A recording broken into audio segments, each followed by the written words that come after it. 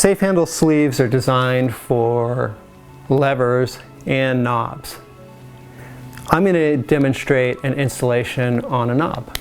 Knobs are a little bit more challenging of an installation than a sleeve because the sleeve itself can get crooked like this or like that. It's pretty easy, so you got to kind of pay attention to where they are. Just like we've done on our levers, on knobs we're going to use our tape measure to determine which sleeve size we need. We have a small green line here, and we have the blue, which indicates the lever sizes, and over here we have the green, which indicates the knob sizes. We're going to start, and we're going to find the widest part of the knob, which on this one is out towards the edge here, and then we're going to basically bring this tape measure around, and we'll see that that green line lines up right on the size H on this knob, okay? So this is a size H sleeve, and we're going to place this over the, now you may have to trim if the knob, some of the knobs are really narrow, in which case, you know, you'd have a lot of film hanging either to the back side or the front side of the knob. In that case, you'd want to take it off and you'd want to trim maybe 1/8 or 1/4 inch off of it. In this case, this knob fits really nicely with this sleeve, so there isn't really any trimming necessary. So I'm going to place it on here.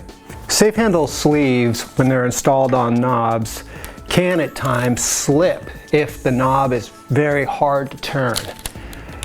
This is why Safe Handles includes these adhesive patches in with our size C and size H sleeve packs. And the way these work is they have a little paper backing, and if you place one on the top edge of the knob and then remove the backing, if needed, you can place a second one on the bottom. Once those are in place, you have your sleeve and you have your perforation, okay, that you use to remove the sleeves. The way that you want to orient these sleeves is you want the perforation to be centered right over the top of the adhesive patch, okay? So once you have that in place, go ahead and turn on your steamer. You're going to want to shape the wand so that it fits this knob, and that's kind of a round shape like this, okay? So that's roughly about the shape of that knob there, all right? So check that your steamer's on, the blue light is on, check that you have water in your steamer. Flip the trigger, slide the little trigger lever down so it stays on, and give it about 10 or 15 seconds so that it comes up the temperature, all right? And that'll be a lot of steam coming out of it. It's hot, so be careful, don't touch it. Also be careful to protect if you've got delicate paint on a fancy wood door, be careful, you don't want to bubble that paint, so you might protect it.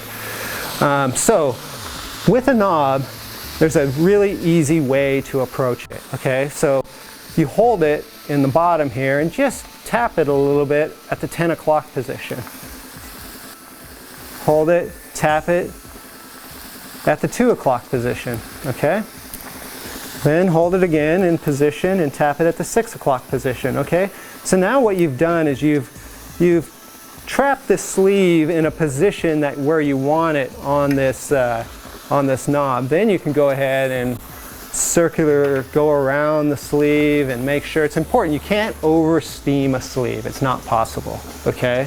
You can't under steam it if you got a lot of wrinkles in it, okay? Usually knobs, we don't see a lot of wrinkles. In this case, you know, I went around it quickly and there's no wrinkles in it. I have to get the back here just to make sure that that's nice and tight, and we're installed.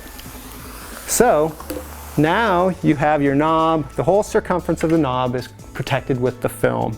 You have 6 months, 24 hours a day, 7 days a week of slow release silver working to keep a clean handle. Okay, after that's done, time to remove it. Look around for your perforation. There's a little zipper here. You're gonna find that, unzip it, and off it comes.